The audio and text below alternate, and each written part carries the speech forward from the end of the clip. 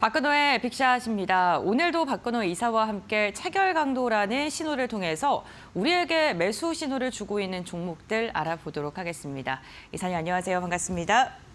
네, 먼저 체결 강도 예시 종목 4종목부터 살펴볼 텐데요. 첫 번째 종목 공개해 보겠습니다.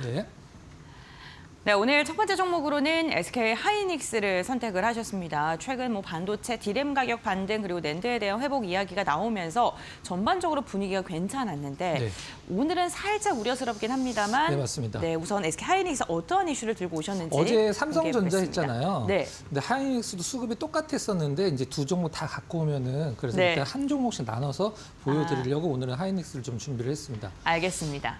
HB에 훈풍 탄 SK 하이닉스 지난해 영업이익 증가 1위.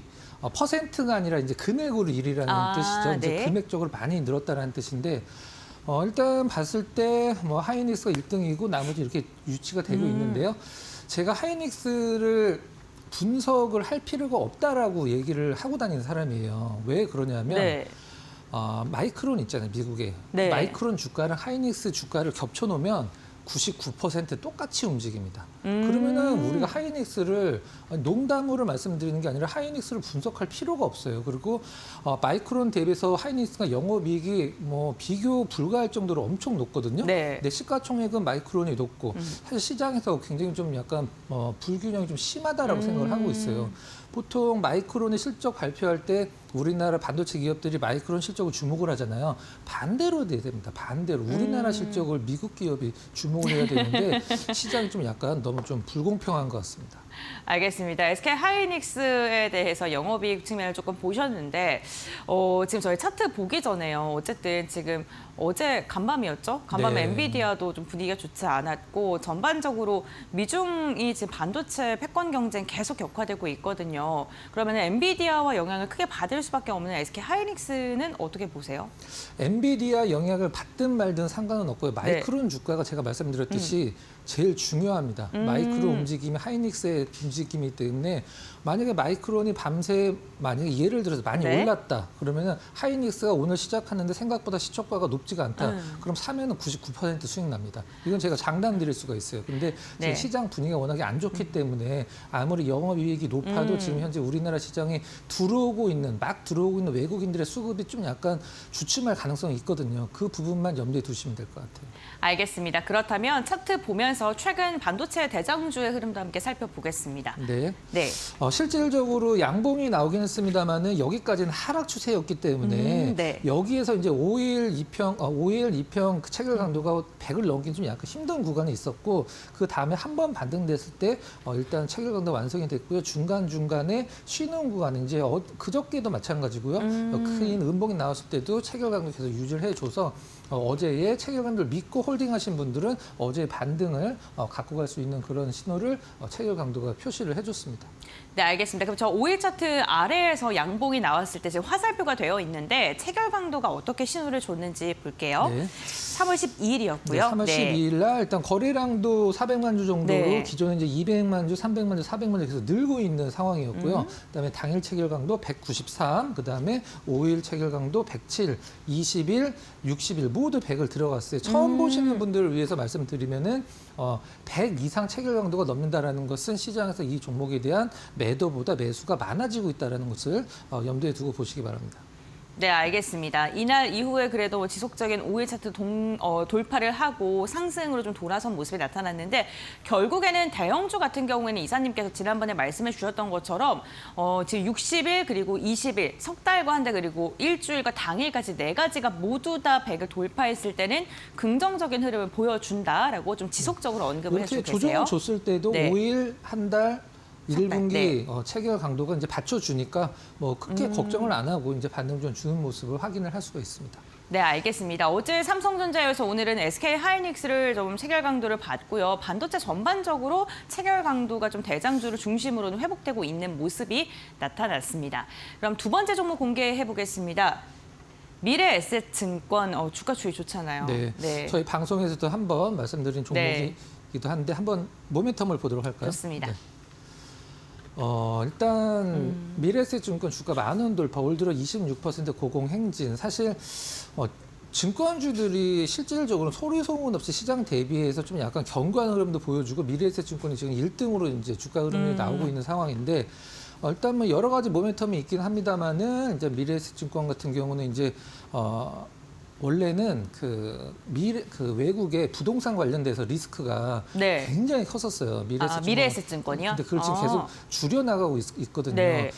인터포저라고 보통 얘기를 하는데 그 부분과 관련돼서 상당히 좀 시장에서 안 좋은 평가가 있었었는데 계속적으로 손실 처리를 하고 이제 지금 남아 있는 것은 이제 나름대로 좀 안정적이다라는 평가를 받고 있는 상황이고요. 그다음에 뭐 해외 쪽 법인 쪽도 뭐 나름대로 좀 영업이익이 늘어나고 있다 이런 부분들을 보시면 될 것 같고 수급이 워낙 좋기 때문에 네. 일단 뭐 이게 흐름이 증권주의 흐름이 맞아라고 할 정도로 차트만 봤을 때는 너무 네.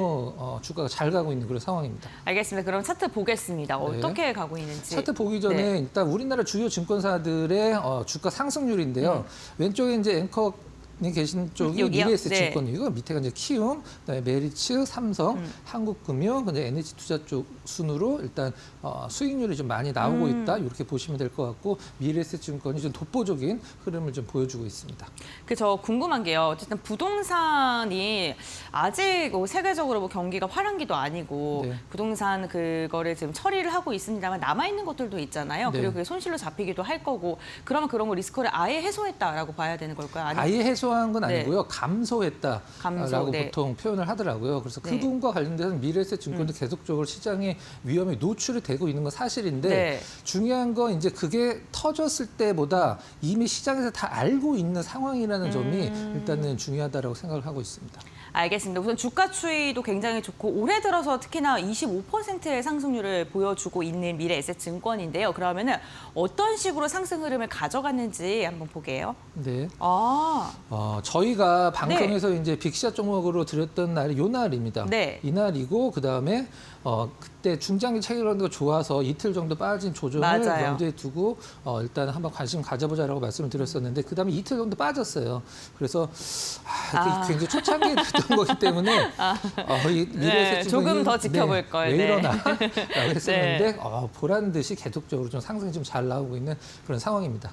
그러면 저희가 3월 4일 날 빅샷 종목으로 말씀드렸기 때문에 그때 이후로 체결 강도가 또 어떻게 형성됐는지 네. 보는 것도 중요할 것 그 같은데요. 당시에 네. 일단 제일 날. 처음에 들어간 건 네. 밑에도 들어가긴 했습니다만은 이제 본격적으로 들어간 건 요 날이라고 생각을 하고 네, 있어요. 그리고 저희가 그 다음 거래일 날 말씀드린 네. 거죠. 네. 그러고 나서 이제 20일, 60일 체결관도 계속 100을 유지를 해줬기 때문에 뭐 제가 항상 말씀을 드리지만 이렇게 단기적으로 급등하는 종목군들은 사실 매매에 어떤 스킬이 많이 필요하긴 합니다만은 이렇게 아까 미래에셋증권 차트처럼 약간 너울너울하게 이제 상승과 조정을 계속 번갈아가면서 주는 종목군들이 오래 가고 실질적으로 수익률이 더 좋거든요. 근데 이런 흐름이 나올 때 가장 중요한 것은 아무래도 한 달, 세 달 체결 강도가 가장 이게 뒷받침되고 있으면 차트로 봤을 때 장기 이동 평균선이 상승하고 있는 것과 같다라고 보시면 될 것 같아요. 이제 차트에서는 일단 어떤 모양, 시세만 나타내지만 이건 실질적으로 시장의 수급, 이 미래에셋증권 사고 있는 사람들이 나갔는지 아니면 더 들어오고 있는지를 판단하는 거기 때문에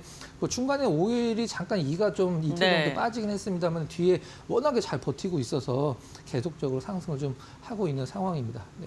네, 지금 저희가 9,000원을 밑돌 때 8,700원대 말씀을 드렸었는데 지금 10,000원을 돌파했거든요. 네. 그리고 체결량을 보더라도 지금 체결량이 또다시 좀 증가한 모습이 네. 나타나고 있는데 미래에셋증권 실적도 괜찮아진다고 하고 수급도 괜찮으면 지금이라도 좀 봐야 될까 하시는 분들은 어떻게 전 지금은 좀 일단은 높아졌어요? 아니라고 생각을 네. 하고 있고 실질적으로 저는 미래에셋증권보다도 개인적으로는 삼성증권의 메리트가 굉장히 높거든요. 그렇기 때문에 지금 삼성증권 쪽이 네.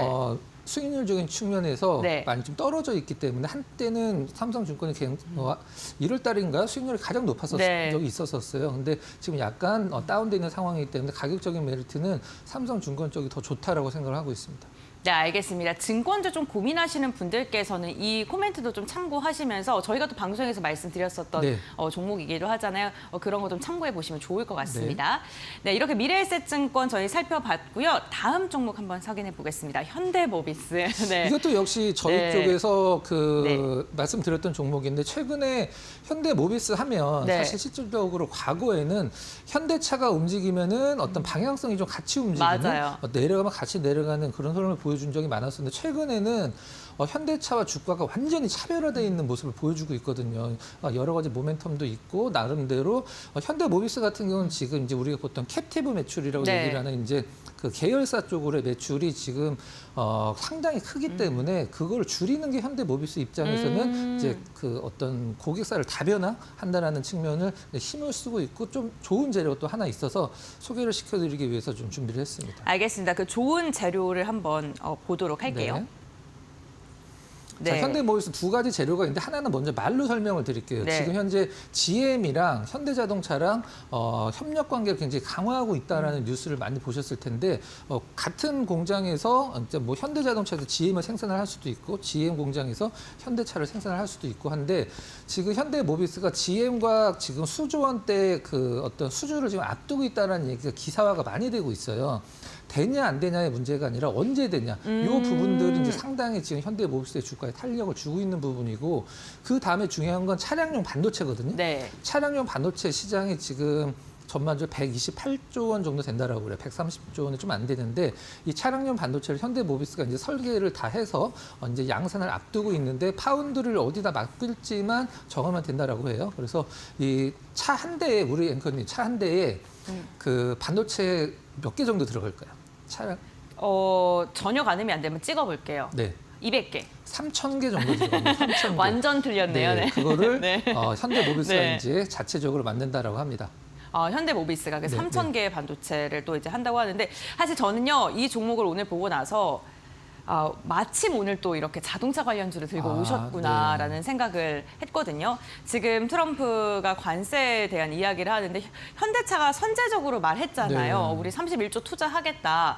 그래서 영향이 조금 적을 거라고 이야기는 하지만 저희가 또 지금 거래되고 있는 걸 보면은 프리마켓에서 별로 그렇게 좋진 않거든요. 네, 네. 현대모비스 오늘은 좀 주가 추이 어떻게 보세요? 현대모비스에서 네. 자체적으로 이제 관세를 봐야 되는데 현대모비스도 네. 이제 멕시코 쪽에도 공장이 있긴 네. 합니다만은 메타플랜트 아메리카의 현대자동차가 공장을 지을 때 부품 공장 같이 지었어요. 네. 그렇기 때문에 일단 미국 쪽에서 어떤 관세가 어느 정도 좀 약간 충격이 완화될 거라고 얘기를 하긴 합니다만은 완화인 거죠. 그렇죠. 네. 예, 그 미국 쪽에 부품 공장 또 지었기 때문에 그 부분도 시장에서 좀 가만히 되지 않을까. 그리고 현대차 빠질 때 현대모비스 네. 주가 굉장히 좋았어요. 그래서 나름대로 오늘 좀 빠진다라고 하면 저는 좀 약간 그 매수의 기회로 는 것도 나쁘지 않다. 네, 맞습니다. 그리고 트럼프가 얘기를 했던 게 현대자동차에서 얘기했던 게 뭐 현대차 관세 면제다. 어제 하루 종일 얘기 나왔잖아요. 네. 근데 말을 너무 바꾸니까요. 미국에서 생산하는 것을 면제를 해주겠다라고 한 건 그 솔직히 말을 할 필요가 없는 거거든요. 그러니까요. 당연한 네. 거기 때문에. 그리고 GM 같은 경우도 전체 자동차의 70%를 멕시코에서 만들어요. 가장 큰 피해가 있는 게 GM입니다. GM이고. 이런 부분들이 시장에서 이제 어떻게 좀 헤쳐나갈지 한번 지켜봐야 될 것 같습니다. 알겠습니다. 그러면 주가는 어떻게 흘러갔는지도 한번 살펴볼게요.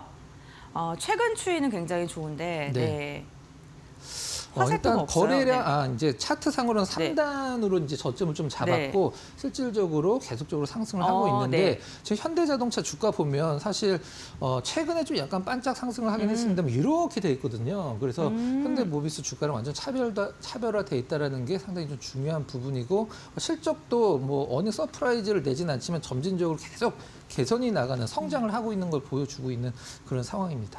오늘 좀 어떻게 반응할지가 중요할 것 같은데 네. 그럼 우선 저희가 이렇게 흔들리는 시장 속에서도 이 종목을 내가 더 들고 가야 될지 말아야 될지를 판단하는 것도 체결 강도이지 않습니까? 체결 강도 한번 보도록 하겠습니다. 자, 체결도 네. 너무 좋죠. 지금 60일 체결도 꽉 네. 차 있고요. 그다음에 20일 체결 강도는 약 한 3주 정도, 그다음에 5일 체결 강도도 3주 이상 차 있는 상황이고 당일 체결 강도도 상당히 뭐 270 정도, 그다음에 뭐 160, 140, 뭐 190에 가까운 체결 강도, 네. 어제도 154가 넘었죠. 상당히 좀 그 수급이 꽉 차 있는 상황이기 때문에 굉장히 좀 약간 이렇게 다리를 굉장히 튼튼하게 만든 느낌, 돌다리 같은 느낌. 저희가 아마 이때쯤 말씀을 드렸던 것 같은데 그 네. 후에 좀 꾸준하게 상승을 하고 있습니다. 거의 2주가량 보게 됐을 때 한 2거래일 정도를 제외하고는 매일매일 상승하면서 마감을 네. 했다는 것도 정말 체결 강도가 선행 지표가 맞는 것 같다. 네, 맞습니다. 네, 라는 생각이 듭니다.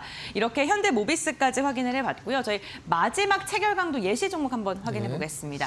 효성중공업. 효성중공업입니다. 요거는 이제 오늘 시장이 네. 좀 뭐 그렇게 그렇게 좋진 않을 것 같아서 맞아요. 재밌는 얘기 하나 해드릴까요? 우리 앵커는 요 밑에 그 번호 있죠? 네. 코드 번호. 네. 이 코드 번호가 어떻게 만들어지는지 아세요? 어떻게 그냥 등록할 때 한 순서대로 되는 거 아니에요? 93년도 기준으로 네. 회사가 설립된 연도가 빠른 회사들은 이제 앞번호를 줬고요. 아. 93년도 이후에는 이제 상장을 할 때 네. 순서대로 줬는데 네. 그럼 이게 이제 요거는 이제 그 우선주를 나누는 구분하는 네. 요 끝에는 5자리죠. 실질적으로 12자리인데 코드 네. 번호는 이렇게 되잖아요. 네. 그러면 제일 처음에 나온 1번 있을 거 아니에요. 1번. 네, 네. 1번도 있고 2번도 있습니다. 3번도 있고 실질적으로. 네. 1번은 조흥은행이에요. 근데 상폐됐죠. 근데 2번이 이제 있잖아요. 지금 2번이 거래소에서 있는데 2번 혹시 시청자 여러분들 뭔지 아실지 모르겠는데 동아약품 있죠. 아. 동아약품은 00002입니다. 00002번이요? 아, 네. 그렇게 보시면 될 것 같아요. 이게 재미로 좀 말씀을 드렸습니다. 알겠습니다. 그럼 효성중공업에 대해서 이번에 알아볼 텐데 그 오늘 어떤 모멘텀을 좀 집중하셨을지 네. 궁금합니다.